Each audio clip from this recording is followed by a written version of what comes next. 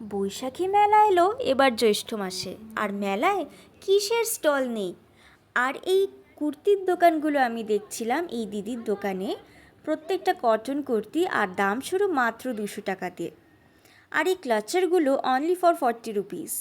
তারপর ব্যাগের দোকান, জামা কাপড়ের দোকান সব ছিল। আর এই ডিসি মার্ভেল অ্যানিমের এই শপে আমি অনেকক্ষণ ছিলাম। আর এই ডেমন স্লেয়ারের ক্যারেক্টারগুলো আমি দেখছিলাম, যেগুলো আমার ভীষণ প্রিয়।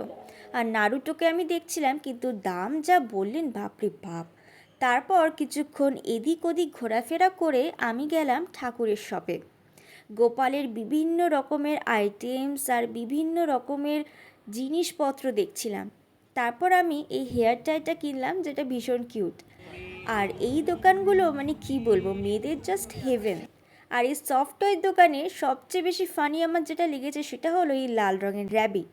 মানে র্যাবিটের চোখ লাল হয়, কিন্তু গোটা র্যাবিটই যে লাল হয় প্রথমবার দেখলাম।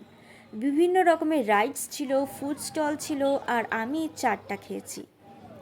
তারপর এই কিউট বিড়ালের পার্সটা আমার ভীষণ ভালো লেগেছিল, কিন্তু কিনিনি।